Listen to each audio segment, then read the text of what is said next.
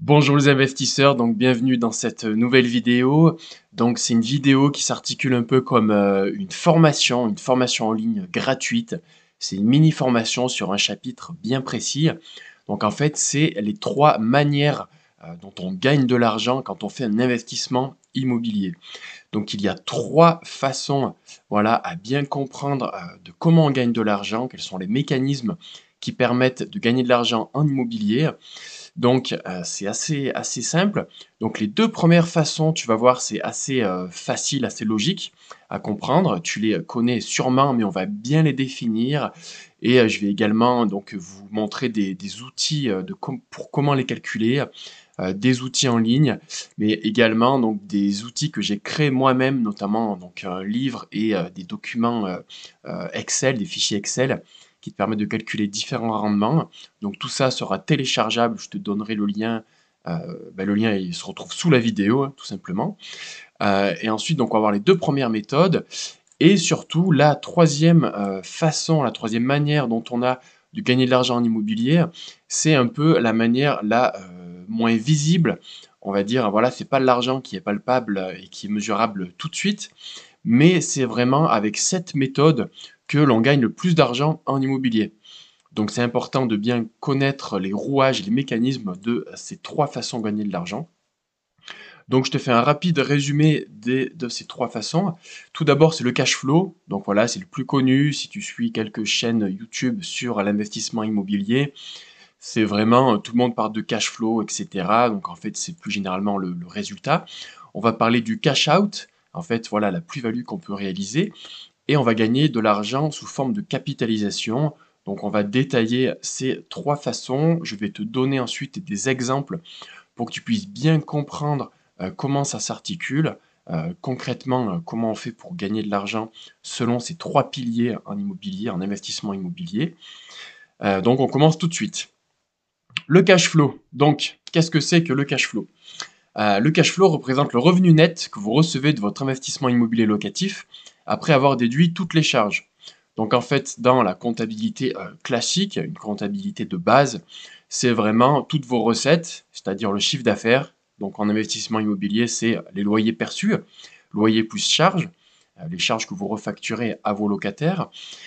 Et on va déduire de ce chiffre d'affaires, de ces loyers, toutes les dépenses, c'est-à-dire les charges.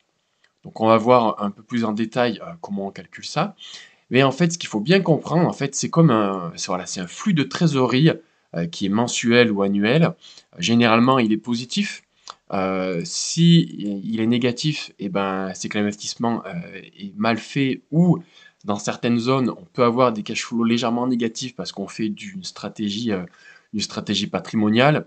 Donc ça, on y reviendra sur les différentes stratégies. Mais il vaut mieux que ce soit un cash flow positif mensuellement et annuellement du coup.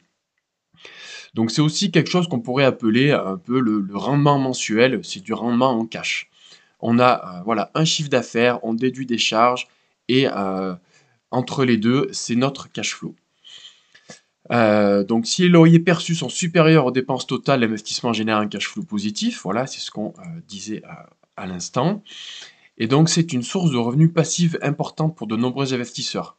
Moi, c'est mon cas également, donc j'utilise beaucoup les stratégies de cash flow pour créer du revenu mensuellement et vivre avec. C'est un peu la stratégie du rentier qui va se concentrer sur tout ce qui est stratégie de générer du cash flow plutôt que de générer de la plus-value ou de générer du patrimoine. Donc voilà, c'est une des manières de gagner de l'argent en immobilier. J'espère que tu l'as bien compris. Donc on va voir un peu en détail comment on calcule cela. Donc tu vas voir, c'est assez simple. Il faut lister toutes les entrées d'argent et lister toutes les sorties d'argent, mensuelles ou annuelles. C'est toi qui vois comment tu veux calculer tout ça. Donc on a le loyer hors charge et les charges récupérables qu'on facture aux locataires, voilà, qui nous sont reversées. Donc c'est une partie des charges qui vont venir couvrir des charges que l'on paye dans les charges globales. Ensuite, dans les sorties d'argent, on va avoir donc le remboursement du crédit, donc le capital plus les intérêts plus la prime d'assurance, donc la prime d'assurance crédit. On va avoir la taxe foncière, des frais d'agence si on sous-traite la gestion locative, des travaux d'entretien, voilà, s'il faut changer un robinet, s'il y a un chauffe-eau qui claque, et ben, ça fera partie des charges, voilà, ou un petit coup de peinture dans les communs, ou entre deux locataires, faire un petit coup de propre, peinture, modifier un peu la cuisine, rajouter des éléments de décoration ou de praticité. On va voir tout ce qui est charges de copropriété si tu as investi un seul appartement qui est dans une copro. Donc c'est pour ça que c'est intéressant d'investir dans des immeubles de rapport, des immeubles monopropriété, parce qu'on n'a pas ce poste de dépense. Mais dans les charges de copro, donc on a généralement le syndic, l'assurance et le ménage des communs. Voilà, c'est les gros postes de dépenses, on va dire, dans les charges de copro, mais il y en a d'autres, malheureusement. Ensuite, on a l'assurance PNO, donc propriétaire non occupant. Donc c'est obligatoire de prendre une assurance en plus de l'assurance de la copro, en plus de l'assurance sur sur le crédit qui a été contracté auprès de l'établissement bancaire. Et on peut avoir une assurance GLI, donc garantie des loyers impayés. Il y a l'assurance étatique hein, qui est créée par le gouvernement, Visal, donc c'est pas tout le monde qui est éligible. Mais voilà, c'est quelque chose que j'utilise pas mal, et c'est super intéressant. Et surtout, elle est gratuite pour le propriétaire comme pour le locataire. Donc voilà, si tu veux calculer ton cash flow, c'est assez simple, c'est entrée moins les dépenses. Et tu listes tout. Voilà, je t'ai mis une liste, mais bon, tu peux avoir d'autres postes de dépenses à bien prendre en compte. Là, tu as les principales. Alors, j'ai trouvé un petit calculateur super intéressant sur le net. On va y aller tout de suite. Donc, tu vois, c'est un petit fichier qui permet de rentrer un peu tous tes postes de dépenses liés à ton investissement et ça va te donner ta rentabilité brute, mais aussi ton cash flow mensuel. Donc voilà, aujourd'hui, j'ai travaillé à faire une proposition pour l'achat d'un petit immeuble avec un commerce au rez-de-chaussée pour pouvoir louer à une pizzeria, quelque chose comme ça, un commerce de bouche. Et à l'étage, on a deux appartements d'un peu plus de 60, entre 60 et 70 mètres carrés. Donc c'est des petits appartes avec terrasse, donc super intéressant. Il y aura deux chambres, donc du T3 classique qui sera rénové à neuf. Donc en fait, j'ai prévu de faire une proposition à 152. Donc tu vois, tu bouges le curseur, hop, 152, voilà, si mon offre est acceptée à 152. Les frais de notaire, tu as vu, ça se calcule automatiquement, donc c'est vraiment, vraiment génial ce petit fichier. Donc voilà, tu pourras télécharger, attends, je te montre, tu pourras, petite parenthèse, tu pourras télécharger tout ça dans la description. Donc voilà, tu n'as pas besoin de prendre des notes, tout sera indiqué et tu auras le lien. Donc on revient ici, donc les travaux, par contre, voilà, gros poste de dépenses pour nous, les travaux. J'estime environ 90 000 euros, donc j'ai fait des premiers calculs à 95 avec les devis que j'ai eus. Mais normalement, on doit pouvoir réduire un peu cette enveloppe budgétaire de travaux. Apport personnel, on est à peu près sur du 20% actuellement que la banque me demande. Donc voilà, je vais mettre, allez, on va mettre 35, on va essayer de minimiser l'apport au maximum. Tu vas voir l'impact que ça peut avoir après, donc voilà, 35 200. On va emprunter à un taux de 4%, un petit peu moins, hop, à la louche. Allez hop, 3,90, c'est très bien. Sur 20 ans, ok. Les loyers, donc en fait, j'ai à peu près 2 fois 700 euros pour les T3, c'était 714, plus environ 900 pour le commerce. Donc 1004 plus 900, ça va faire 2003. Hop, on va aller chercher 2003. Voilà à peu près. La taxe foncière est à 1500 de mémoire, donc on met 1500, ok. Et les charges, donc différentes charges, donc là c'est un petit immeuble, mais il y a quand même une petite copro, mais on n'a que l'assurance parce que c'est une copropriété bénévole, donc on n'aura que l'assurance PNO, pardon, on aura l'assurance PNO plus l'assurance copro, plus quelques charges, je sais pas, les communs, etc. Voilà, on va laisser 150 euros, c'est ce qu'il y avait de base, je crois. Euh, ok. Donc là, tu vois, on a un premier détail. Par contre, j'ai l'impression qu'on a oublié quelque chose. Oui, voilà, c'est ça. Ok. Ouais, je pense que dans les charges, on a un peu plus. J'ai pas mon fichier. Allez, on va mettre 200. 200 par mois. Comme ça, on sera à peu près tranquille.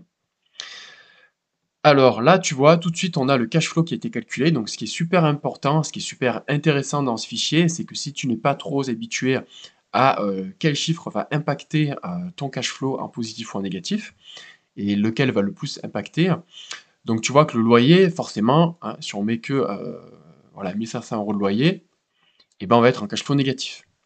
Parce qu'on a un total des charges, tu vois, qui sont détaillées ici. voilà, qui du coup on sera en cash flow négatif. Donc si on est voilà, à partir d'environ 1600 euros, on est au break-even. Donc ça c'est super intéressant. Donc voilà, on remet les à peu près 2003. Et on voit ici donc les postes de dépenses, la taxe foncière 125 euros par mois, les charges 200 euros par mois, les mensualités de remboursement du crédit 1330. Là, il nous calcule un rendement brut, voilà 10,8%. Donc en général, j'ai l'habitude d'avoir des rendements plus élevés, mais parce que je fais une grande partie des travaux moi-même. Mais là, j'essaie, on va dire, de me concentrer plus sur rechercher des biens et gérer les travaux, leur donner de la valeur, plutôt que faire les travaux moi-même. Donc voilà, c'est une nouvelle stratégie que je vais adopter petit à petit. Mais ça, typiquement, en faisant les travaux moi-même, c'est quelque chose que je peux sortir à 50 000, je pense. Facile, même 45. Donc tu vois que le cash flow augmente pas mal, quoi. Donc voilà, c'est des stratégies quand tu fais les travaux toi-même, où tu peux bien augmenter le cash flow et on gagne du rendement entrepreneurial. Mais voilà, c'est beaucoup de boulot, hein. Si tu veux faire un an de boulot pour tout faire, voilà, c'est vraiment là, il y a beaucoup de travaux dans cet exemple-là. Mais voilà, ce fichier est super intéressant. Et puis tu vois là, ben, si tu veux acheter un bien supérieur à 200 000, augmenter la limite des curseurs. Et ben voilà, tu rentres ici 500 000, hop, validé. Et tu pourras aller jusqu'à 500 000, tu vois. Donc voilà, tout est paramétrable, donc je t'incite à utiliser ce fichier. On boit un coup. Donc voilà pour le cash flow, j'espère que tu as bien compris, c'est super important de savoir comment le calculer et d'utiliser les bons outils pour le calculer. Ensuite, on a le cash out. Le cash out, qu'est-ce que ça va être? Donc c'est la plus-value ou le gain en capital, la différence entre le prix de vente d'une propriété et son prix d'achat, plus les coûts de rénovation, d'amélioration, le notaire, etc. Donc en fait, c'est la deuxième façon de gagner de l'argent en immobilier, c'est une plus-value sur une revente. Tu fais un achat, tu revends. Donc en général, voilà, on va avoir une plus-value. Et cette plus-value, c'est ce qu'on va appeler le cash out. En fait, c'est du cash qu'on va réaliser concrètement, qui va tomber sur ton compte bancaire lorsque tu fais un out, c'est-à-dire quand tu vas quand tu sors de ton opération, quand tu es à l'extérieur de ton opération, c'est ce qui reste. Donc elle se réalise généralement lors de la vente ou donc quand tu revends, ce que je disais, ou ça peut être une plus-value latente. Par exemple, tu achètes un immeuble, tu fais des travaux, tu divises, etc. Donc il y a différentes stratégies pour créer de la plus-value sur le patrimoine. Et en fait, sur ton patrimoine, tu as acheté un bien 100, tu as mis 50 de travaux, il t'a coûté 150 à peu près. Mais aujourd'hui, avec les travaux, si tu le revendais sur le marché, il se revendrait par exemple à 200 000 euros. Donc tu as une plus-value latente, un cash-out latent, patrimonial, donc tu peux l'inscrire à ton patrimoine, de 50 000 euros. Donc ça t'est revenu à 150 000 euros, mais toi, dans ton patrimoine, tu peux calculer 200 000 euros. Ok? Tu vois, donc c'est une stratégie assez facile, mais voilà, il faut aussi bien la prendre en compte, parce que tout à l'heure, je vais te montrer des exemples où on mixe toutes les stratégies pour faire un maximum d'argent et avoir voilà, des marges de sécurité à tous les niveaux pour être sûr de faire un investissement rentable. Donc cette stratégie repose sur l'appréciation de la valeur de la propriété au fil du temps. Donc soit on gagne de l'argent en faisant des travaux, donc on va augmenter sa valeur en faisant des travaux, division foncière, division d'appartements, etc. Et aussi, voilà, l'immobilier, avec le temps, depuis des décennies, des centaines d'années, il prend de la valeur dans le temps et en fait, il te protège de l'inflation. Donc voilà, c'est une valeur refuge pour les Français qui sont très gourmands de l'immobilier, parce que c'est vraiment quelque chose qui va te protéger de l'inflation, qui va prendre de la valeur naturellement. Donc en fait, du cash out, tu vas en faire naturellement sur des longues périodes. Sur 10, 20 ans, tu vas forcément faire une plus-value. Ok? Donc les investisseurs cherchant à réaliser une plus-value peuvent se concentrer sur l'achat de propriétés dans des zones à forte croissance ou nécessitant des rénovations pour apporter de la valeur. Voilà, donc ça revient au même. Donc c'est un peu les stratégies des marchands de biens et promoteurs immobiliers. Donc le promoteur immobilier, lui, il va construire pour revendre, donc il va faire une marge. Voilà, c'est comme quelqu'un qui va fabriquer un objet et le revendre, sauf que là on parle d'immobilier, voilà, de maisons, d'appartements, etc., de murs commerciaux. Et les marchands de biens, donc ils vont acheter des biens, les diviser, les revendre, acheter des biens, les rénover, les revendre, ou faire la division foncière. Donc voilà, il y a beaucoup de stratégies qui existent pour créer de la plus-value. Et toutes ces stratégies, on va les détailler dans le livre que tu peux télécharger. Euh, donc, tu vois, les techniques d'investissement immobilier, donc toutes les techniques, et notamment, tu vois, le changement de destination, division d'appartement de maison, division foncière, tout ça, ce sont des stratégies qu'on va utiliser et qui peuvent créer du cash out, de la plus-value. OK? Et en fait, la troisième stratégie, donc super importante, souvent, c'est pas celle-là qu'on pense tout de suite quand on imagine immobilier. C'est très facile d'imaginer que l'on va acheter pour revendre et faire une plus-value. Ok, très bien. Ou d'acheter, de louer et tous les mois d'avoir de l'argent qui tombe un peu en automatique. Mais la capitalisation, donc ça, faut bien le comprendre. La capitalisation, donc ce troisième point où on fait de l'argent en immobilier, la capitalisation fait référence à l'augmentation de la valeur nette de l'investisseur à mesure que le principal du prêt hypothécaire est remboursé au fil du temps. Donc en fait, on a une valeur nette. La valeur brute moins le capital restant dû. Qu'est-ce que la valeur brute? La valeur brute, en fait, c'est la valeur de revente de ton bien immobilier. On reprend l'exemple de tout à l'heure. Euh, Tu as acheté un bien 150 000 euros, tu as emprunté 150 000 euros. Et en fait, donc c'est la valeur brute, voilà, ou la valeur de revente de ton appartement, moins le capital. Donc le capital que tu dois à la banque. Donc si tu as emprunté à 110%, par exemple, ton achat te revient à 150, tu as emprunté 150 000. OK? Si tu fais 150 moins 150, ta valeur nette, elle vaut zéro. Aujourd'hui, ton patrimoine est égal à zéro parce que tu dois à la banque l'ensemble de l'argent que tu as emprunté, qui est le prix d'acquisition. Ok, donc on va voir un petit schéma pour bien t'illustrer cela, tu vas voir. Donc voilà, je t'ai mis un lien vers un site internet. La première année, on va dire que tu as emprunté 200 000 euros et tu dois à la banque 200 000 euros. Donc là, ton patrimoine, tu vois, ta valeur nette, la valeur nette de ton patrimoine est égale à zéro. Ok. Ensuite, par exemple, au bout de 10 ans, à peu près la moitié du schéma, là, on va dire que c'est sur 20 ans, au bout de 10 ans, ici, eh ben, tu as remboursé pas mal à ta banque. Tu as remboursé environ 120 000 euros, parce qu'il y a la part des intérêts. Mais le capital vraiment remboursé, amorti, ça va être 80 000 euros. Donc au bout de 10 ans, si ton bien vaut toujours 200 000 euros, il aura sûrement pris un peu de valeur avec le temps, dans ton patrimoine, toi, tu as accumulé 80 000 euros. Donc tu vois, tous les ans, pendant 10 ans, 80 000 euros, donc tu as accumulé 8 000 euros par an. Ça, c'est de l'argent que tu pourras recevoir lorsque tu revendras ton bien. Mais c'est quelque chose que tu peux calculer dans ton patrimoine net. Dans la valeur nette de ton patrimoine, au début, tu as acheté avec zéro d'apport, on va dire, donc ça t'a coûté zéro. Mais à l'année zéro, tu devais 200 000 à la banque. Tu l'as acheté 200 000, tu devais 200 000. Donc, ton patrimoine est égal à zéro. Au bout de 10 ans, tu as remboursé la moitié à la banque, un peu moins de la moitié, et tu vois environ 120 000 euros, c'est ce qui te reste à payer. Donc, tu as créé 80 000 euros d'argent sur ton patrimoine net. Et au bout de 20 ans, tous les mois tu rembourses, et tu rembourses tous les mois un peu plus de capital amorti. Et au bout de 20 ans, ben, tu dois plus rien à la banque, tu dois zéro. Donc ta valeur nette du patrimoine, ton patrimoine, sa valeur nette, c'est donc la valeur réelle de ton bien immobilier, donc 200 000 euros, moins capital restant dû, zéro. Donc la valeur est de 200 000 euros. Donc au bout de 20 ans, si tu revends ton bien, là tu vas encaisser 200 000 euros. Donc par exemple, si tu as un cash flow à zéro, donc tous les mois tu ne gagnes pas d'argent sur ton compte en banque, mais par contre tu gagnes de l'argent sur ton patrimoine. Donc c'est ça qu'il faut bien comprendre en investissement immobilier, c'est ici que l'on fait le plus d'argent. Bien sûr, on peut mixer les différentes techniques pour gagner un peu plus d'argent, mais ça il faut bien le comprendre. L'investissement immobilier c'est une course de fond et on gagne de l'argent sur la durée. Donc tu vois, par exemple, tu empruntes 200 000 et si tu fais des travaux, et en plus, avec l'inflation, ton bien prend de la valeur avec le temps, au bout de 10-20 ans.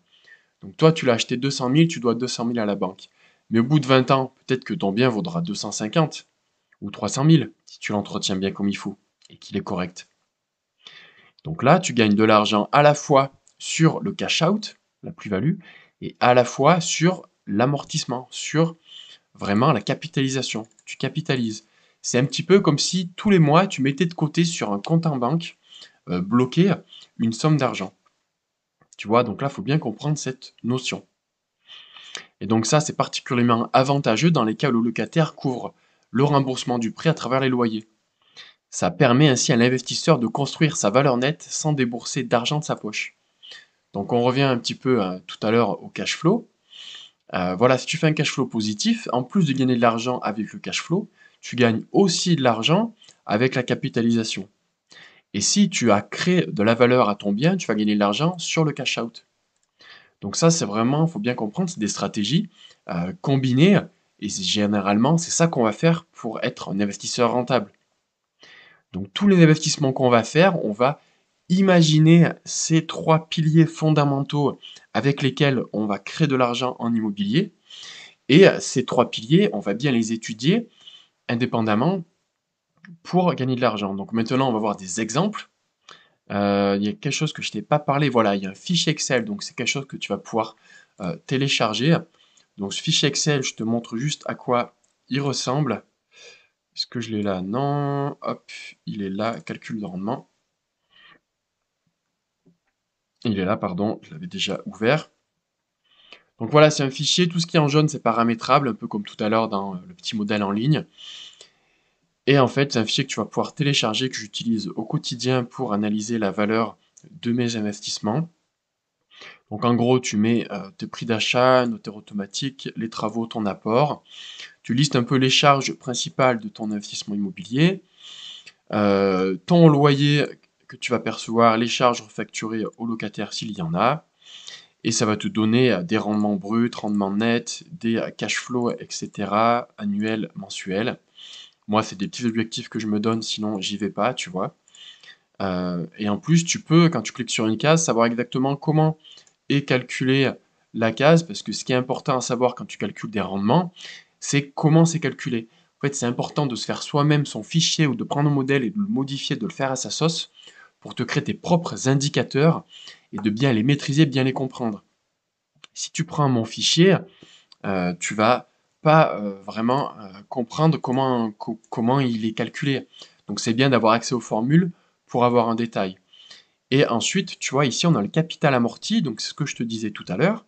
Par exemple, là, pour un bien, donc je crois que là c'était sur un mur commercial, ouais, sur des murs commerciaux.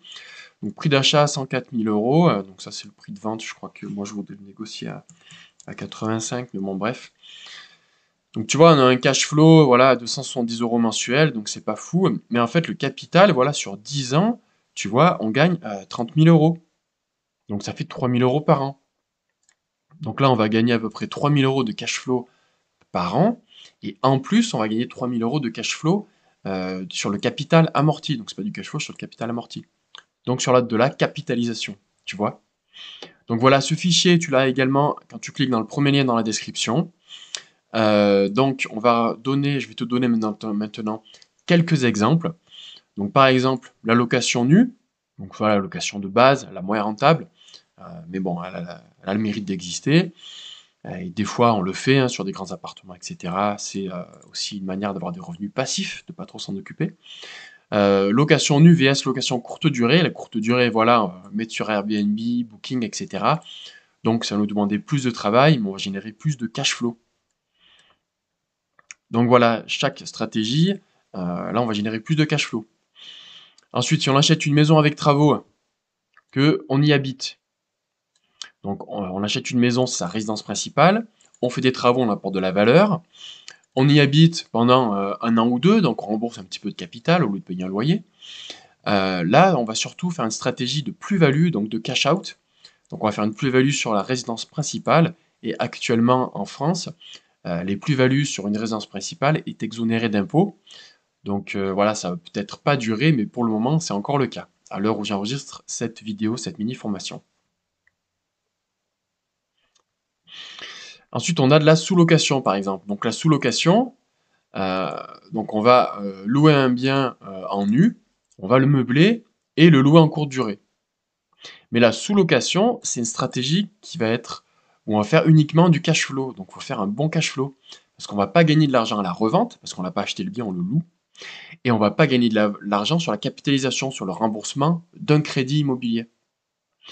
Donc la sous-location, ça existe, mais attention au warning, on gagne de l'argent uniquement en faisant du cash flow. Donc là, c'est vraiment une entreprise, hein. On achète 1 kg de pommes, on vend les pommes à l'unité. Donc on achète 1 kg à 1 €, on les revend 2 € à l'unité, 2 € le kilo. Donc là, c'est un peu pareil, on achète un loyer pour revendre du loyer. On fait uniquement du cash flow. Ensuite, les stratégies combinées, donc généralement c'est ce que je fais. Par exemple, tu achètes un immeuble de rapport avec travaux. Donc tu achètes un immeuble. Déjà, c'est un immeuble de rapport. Donc il y a plusieurs lots, c'est en monopropriété, il y a moins de charges. Il n'y a pas les charges de copro, ou très peu. Avec travaux, donc tu apportes une plus-value. Donc tu crées du cash out en faisant tes travaux. Et tu prévois à l'avance de faire une division. Par exemple, voilà, tu vas diviser des grandes surfaces en plus petites surfaces. Donc là, tu vas améliorer ton cash flow. Parce que par exemple, un appartement de 80 mètres carrés, il va se louer 700 €, 800 €. Si tu le divises en deux appartements, deux T2 de 40 mètres carrés, chaque T2 va se louer 450 ou 500 €. Donc voilà, un appartement que tu peux louer 800 €, tu en as deux que tu peux louer 500 €. Donc tu fais un peu plus de cash flow, mais aussi, voilà, il y a plus de travaux. Mais à la revente, les T2 vont avoir un prix au mètre carré légèrement supérieur à un seul gros appartement. Donc tu fais également du cash out. Par exemple, tu loues ton appartement pendant 5 ans. Tu le loues, donc tu fais du cash flow plus de la capitalisation, parce que pendant 5 ans, tu te souviens, pendant 5 ans, cette zone blanche, là, on va le rentrer dans notre patrimoine. Donc c'est vraiment là-dessus qu'on gagne beaucoup d'argent. Et au bout de 5 ans, par exemple, tu dis, ok, je vais revendre au bout de 5 ou 10 ans. Donc ce que tu fais, c'est que tu vas revendre lot par lot. Tu vas pas revendre l'immeuble entièrement en investisseur, parce que l'investisseur, il sera comme toi, comme moi. Il va vouloir un rendement de cash flow maximum. Donc il va viser les 10%, quelque chose comme ça, entre 8 et 12%. Donc voilà, tu ne pourras pas revendre très cher. Par contre, si tu as fait des beaux travaux, une division qui s'est bien passée et que tu as pensé à la revente, que chaque lot a son compteur d'électricité et d'eau individuel, donc là, tu passes chez le notaire, tu fais venir un géomètre expert, tu fais une division, tu crées une copropriété avec le notaire, voilà, règlement de copropriété, etc. Et tu revends lot par lot. Donc là, tu vas générer un maximum de plus-value. Donc tu vois, dans cette stratégie combinée, on a créé du cash flow pendant les années qu'on loue, on a créé de la capitalisation parce que pendant plusieurs années qu'on louait, on a remboursé un crédit immobilier, et ensuite on va revendre lot par lot et faire de la plus-value. Donc là, c'est une stratégie globale. Donc, tu vois, donc c'est dans le livre que je te disais, tu vas retrouver toutes ces stratégies. Vraiment, les stratégies, je te montre un petit peu le sommaire. Donc, tu peux télécharger mon livre, il est gratuit, profites-en. Ça va peut-être pas rester gratuit tout le temps. Donc, on retrouve les trois stratégies pour gagner de l'argent en IMO, ça ok. Mais ici, on détaille toutes les stratégies individuelles avec lesquelles on va gagner de l'argent.